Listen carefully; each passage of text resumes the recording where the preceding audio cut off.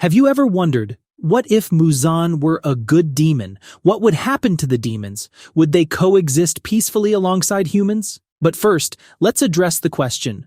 Who is Muzan, really? Muzan is the demon king, and he is to blame for all of the deaths that occurred in the narrative, for the existence of slayers in the first place, and for the demons that populate the earth. He is a fully evil demon who is fixated on being the ideal creature. But who was he prior to turning into a demon? Muzan was a person who suffered from a terminal illness. He was given an experimental medication by a doctor which caused him to change into the first demon ever. But what if he were a nice demon rather than a terrible one? Being a good demon in Demon Slayer is possible, I suppose. This has occurred a few times during the narrative.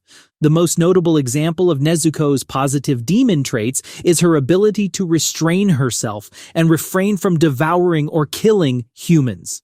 Additionally, Lady Tamayo has escaped Muzan's grip after Yoriichi weakened him during their initial encounter. And Hashira, who was on the edge of dying, transformed into a demon thanks to Lady Tamayo dedicating his life to defending her ever since. Both him and Lady Tamayo have no appetite for human blood. Now, the tale would be very different from the one we are familiar with if Muzan were a good demon. He wouldn't kill the physician who performed the demonization procedure to begin with, and he wouldn't be a particularly nasty person in the first place. But what about when he turns into a demon? Well, he would try to make peace with people, and even provide demon powers to them in exchange for their trust. Muzan's actions would be initially questioned by humans, who would question why he would want to live in peace with them. However, as they did with Nezuko in the original story, they would eventually come to embrace Muzan's good intentions. The majority would recognize Muzan as a decent demon and as a member of the Society for Humans. What about the demons he would create, though? He wouldn't go around killing people and turning them into demons, for one thing. Normally, this would be bad news, but Muzan is a good demon in this tale.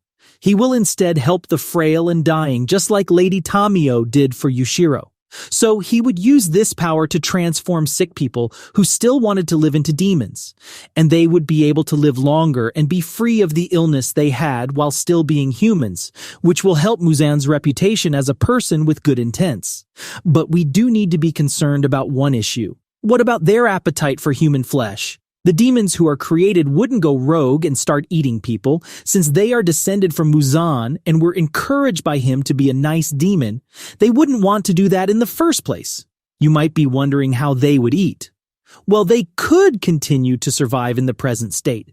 Either they would spend a lot of time sleeping like Nezuko, or they could consume only blood like Tamayo and Hashira.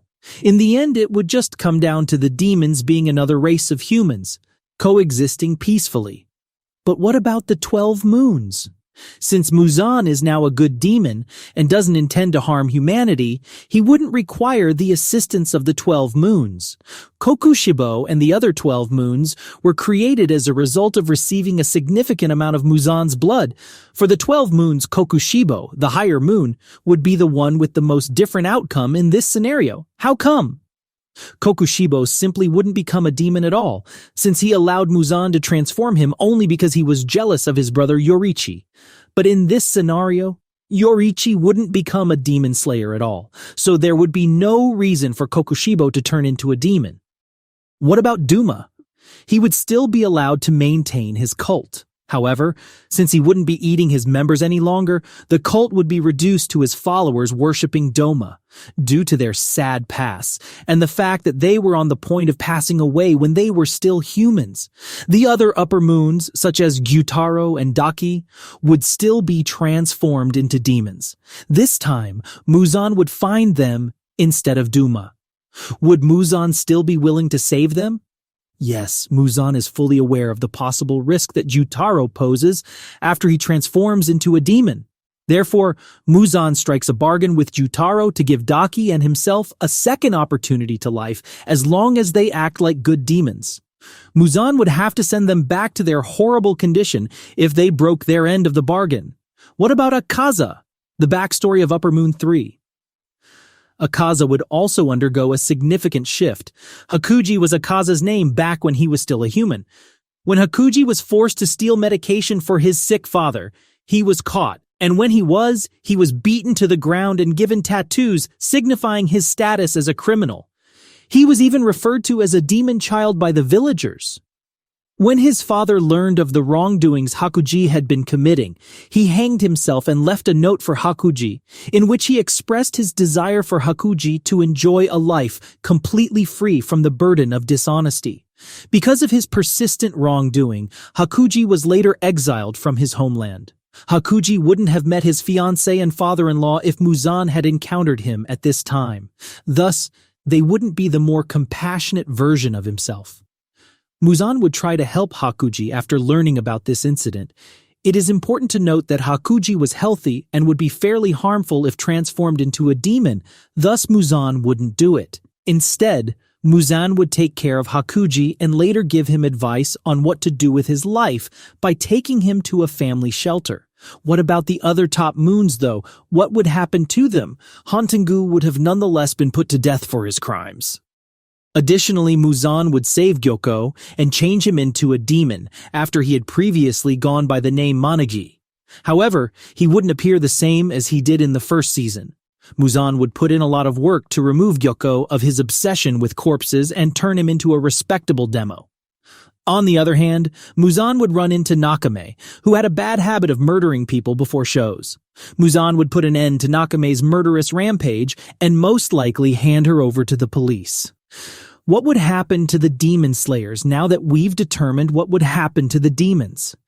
It's easy. They wouldn't exist.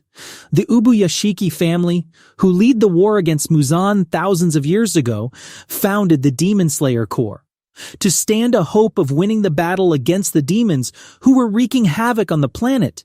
They established the Demon Slayer Corps.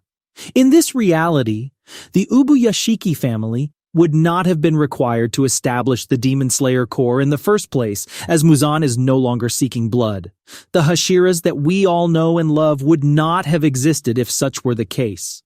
All the Hashira's stories wouldn't have been as tragic if they hadn't gone through the extraordinary training required to become demon slayers.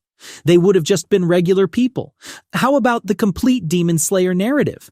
None of the characters we know would get the opportunity to meet Tanjiro or run across the kamadosiblings on Mount Natagumo. Tanjiro would not be able to meet all the other Hashiras at the Demon Slayer's headquarters. What would therefore happen to the characters in the series? There are some Hashiras whose current condition would trigger Muzan to transform them into demons. Gyome, one of the strongest slayers, would become a demon.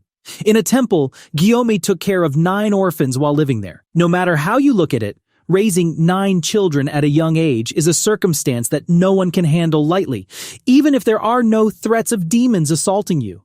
They would be discovered at the temple, where Muzan would approach them and offer to aid, giving them better health as demons and rescuing them from the conflict. History has been altered by the 500 demon slayers, but have we forgotten anyone?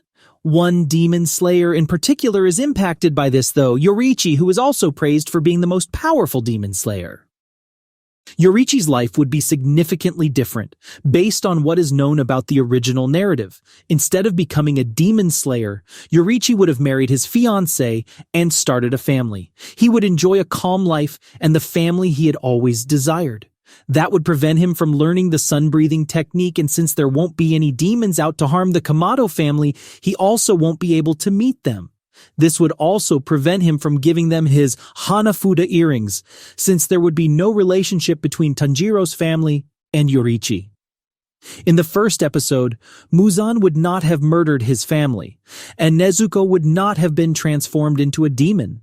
They would continue to be just a typical family attempting to live a quiet existence with no conflict at all between Tanjiro and the demons.